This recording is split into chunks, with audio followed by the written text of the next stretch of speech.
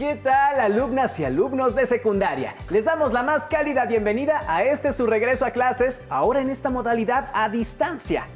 Cabe mencionar que para seguir cuidando de su salud, la de su familia y la de toda la comunidad educativa, la Secretaría de Educación Pública ha puesto en marcha nuevamente la estrategia Aprende en Casa 2 para que continúen adquiriendo conocimientos aún a la distancia y así aprovechar la estrategia que tenemos preparada para ustedes. Le doy la más cordial bienvenida a la maestra Aimé Mendoza en esta sesión de artes. Maestra, ¿le parece que comencemos? Así es, muchas gracias.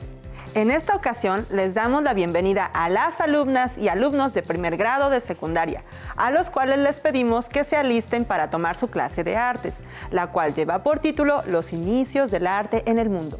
Recordemos que las artes están presentes a nuestro alrededor y que interactúan unas con otras, dándole sentido así a nuestra vida cotidiana. Pues, manos a la obra. Antes de comenzar, les recomendamos que tengan a la mano su cuaderno, lápiz o pluma para que tome nota de aquello que vaya llamando su atención. Una pregunta, maestra. ¿Cómo surgen las artes? Es una muy buena pregunta y para empezar sería bueno responder primero, ¿qué es el arte? Me parece muy bien. El arte surge como una manera de expresión, una creación que reúne elementos como el color, el movimiento, la forma para construir una manera de comunicar una idea o un sentimiento. Entonces el arte surge para comunicarnos. Sí, pero siempre desde el punto de vista del que lo crea, al que llamaremos artista. La mirada del artista dota a cada creación de un sentimiento e identidad propia, que busca conectar los sentimientos y las ideas del espectador de dicha creación. Entonces, al estudiar y más importante, al conectar con una obra de arte, puedo conocer cómo pensaban y sentían las personas que vivieron hace mucho tiempo. Eso que dices es muy interesante.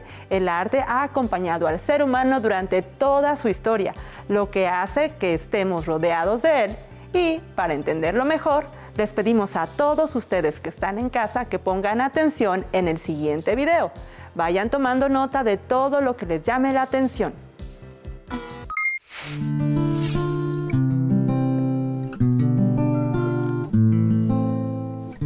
Vamos a responder a una pregunta clave, chicos.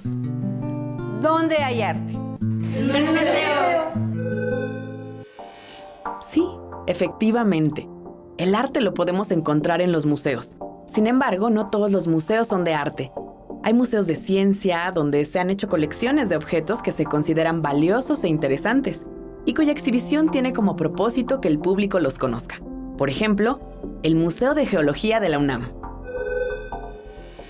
Hay museos de historia, de antigüedades, de figuras de cera y del ferrocarril, de la electricidad, de economía, del auto, del rock, del fútbol y en fin, las posibilidades son infinitas.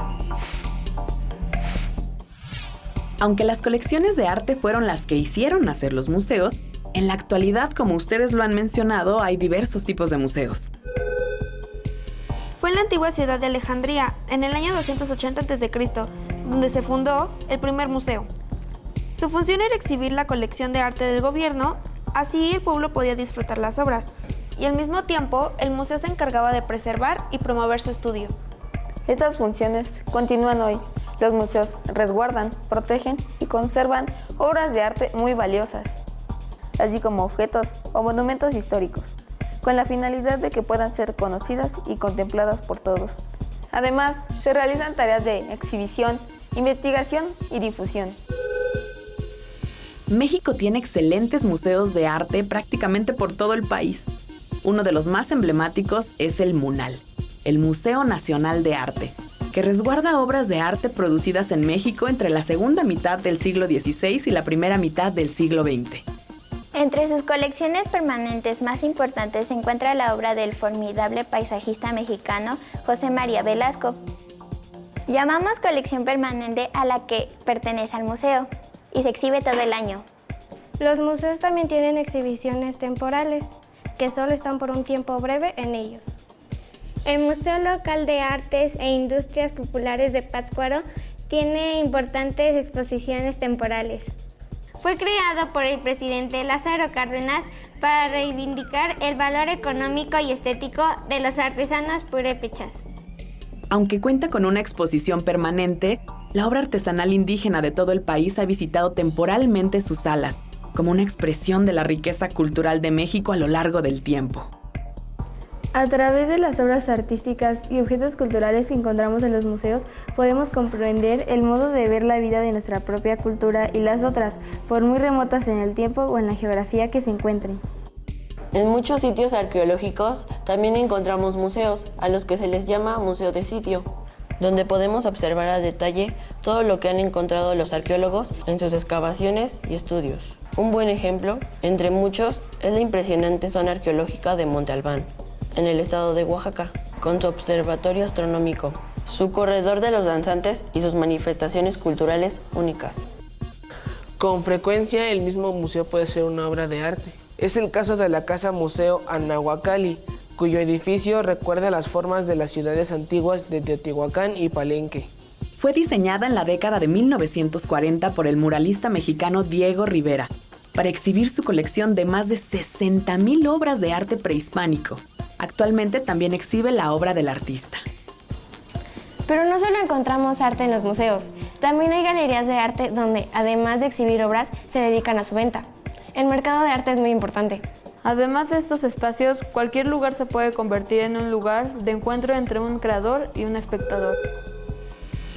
La ciudad está llena de arte, y lo podemos encontrar en el metro, en las plazas públicas, en la arquitectura, en la escultura monumental y en el arte decorativo de todo tipo. Y a través de la historia, artistas y movimientos han insistido en que el arte también debe de estar en las calles. Un ejemplo es el muralismo mexicano, que concebía que el arte debía ser público, popular y con libre acceso a cualquier persona. Este movimiento artístico creó muchas obras en espacios públicos de afluencia masiva, como la UNAM o el Mercado Abelardo Rodríguez. En los últimos años, el street art o arte urbano o arte callejero ha tomado las calles de todas las grandes ciudades para construir obras artísticas, a veces de manera ilegal, a veces patrocinada por el mismo gobierno. ¿Y a ti? ¿Qué obras de arte, monumento u objetos de nuestro patrimonio cultural te han gustado más? Pues maestra, de verdad que estamos rodeados de arte. ¿Y a ustedes, allá en casa, les quedó más claro? Hay que mencionar que estudiando el conjunto de obras y movimientos artísticos correspondientes a una época o a un país, podemos detectar ciertas características que definen el estilo y la cultura a la que pertenecen. Entonces el arte no solo comunica, sino que también le da identidad a la época y a la civilización donde se creó. Exactamente. ¿Y cómo podemos dividir las artes para entenderlas mejor? Para tenerlo más claro, podemos dividir las artes en artes de espacio. Las artes de espacio son estáticas porque se detienen en el tiempo y en el espacio. Son artes visuales y tangibles, es decir, se pueden ver o tocar, como la pintura, la escultura, la arquitectura y la fotografía. Entonces, maestra, ¿también puede ser el grabado? Así es, también el grabado pertenece al arte de espacio.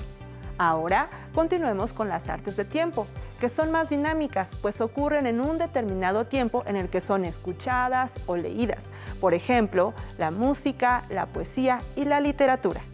A mí me gusta mucho escuchar música. ¿Habría alguna otra forma de dividir las artes, maestra? Sí, por supuesto. Por último, tenemos a las artes de espacio y de tiempo, que son aquellas que se materializan y se aprecian en un tiempo y un espacio determinado, como el caso de la ópera, el cine, la danza o el teatro. Ahora me va quedando más claro, maestra. Suena muy emocionante. Así es. En las siguientes cápsulas podemos ver cómo el arte ha estado presente en la humanidad desde hace mucho tiempo. Tengan a la mano su cuaderno, lápiz o pluma para que tomen nota de aquello que les parezca interesante. La pintura es una de las artes más antiguas de México. Se cree que la pintura rupestre más antigua de América es la encontrada en la llamada Sierra de San Francisco, cueva de la península de Baja California, con 7.500 años de antigüedad. Las esculturas, a través de sus poses, rasgos y gestos, hablan de momentos de la historia nacional. Me gustó observar que la pintura y la escultura son medios artísticos para registrar sucesos desde hace mucho tiempo en la humanidad. Y allá en casa, ¿qué les pareció? Ahora les pedimos que reflexionen al respecto de la siguiente pregunta. ¿Cómo creen que se relacionan las producciones artísticas con la manera en que se representa la vida cotidiana de un lugar y época? Lo más importante es entender la importancia y el significado del arte en la historia de la humanidad. Pero yo tengo una duda, maestra. A mí me gustaría preguntar, ¿en qué época de la historia apareció la música? Los orígenes de la música se desconocen, ya que en su inicio no se utilizaban instrumentos musicales para interpretarla, sino la voz humana o los sonidos hechos con el cuerpo, como aplaudir o golpear con las palmas en las piernas. ¿Así? ¿Ustedes en casa lo pueden intentar? ¡Qué buen ritmo! Aunque no tenemos mucha información, es natural pensar que la música se descubrió en un momento similar a la aparición del lenguaje. Recordemos que el hombre primitivo en esta época carecía de un lenguaje para comunicarse y solo reproducía los sonidos de la naturaleza o trataba de imitar el comportamiento de los animales o el de los fenómenos naturales. Se puede decir que descubrieron rápidamente que podían generar sonidos, así como tonos mediante golpes, soplidos, fricciones sobre objetos y que podían comunicarse de este modo. Ahora me surge otra pregunta. ¿Cuándo surgieron los primeros instrumentos musicales? Pues bien, hasta ahora el instrumento musical más viejo del mundo se ha descubierto en Alemania y es una flauta hecha con hueso de ave y de marfil de mamut, que tiene unos 43.000 años de antigüedad. ¡Impresionante! Cierto, de forma más elaborada, los primeros instrumentos musicales aparecieron en Mesopotamia y en la antigua Grecia. ¿Y cuáles son los instrumentos? Uno de los instrumentos más reconocidos era el aulos, que era una especie de flauta doble, un instrumento de viento con 2 tubos con agujeros, de 3 a 6, que poseían lengüeta doble, justo como el oboe de hoy en día. El instrumento también existía en Roma y se llamaba tibia. En Grecia, este instrumento se relacionaba con el culto a los dioses Dionisio y Cibeles, que representan los placeres y la fertilidad. Para escuchar cómo sonaba, invitaremos a una especialista de la música, la maestra María Radilova.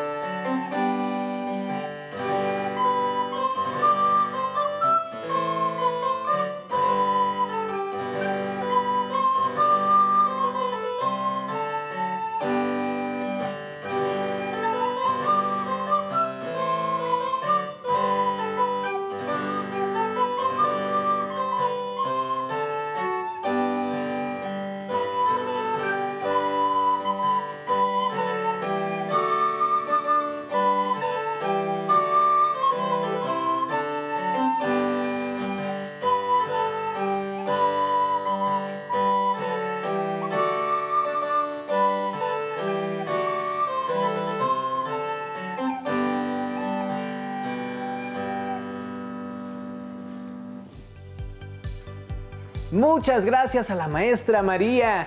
A mí me gusta mucho la música, porque cuando escucho un instrumento o una voz cantada, mi cuerpo se llena de sensaciones y mi mente de imágenes.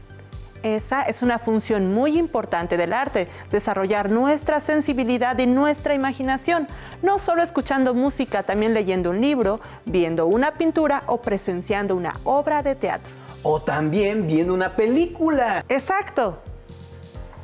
Los invito a que hagamos un pequeño ejercicio de creatividad. Vamos a escuchar una melodía en manos de la maestra María. Tomen su lápiz y su libreta y traten de convertir en dibujos aquellas imágenes que les pasen por su mente, así como las emociones y sensaciones que surjan mientras escuchen la música. Traten de hacer un collage de palabras e imágenes. No importa si saben o no dibujar. Lo importante es que expresen lo que sienten e imaginan. Inténtenlo.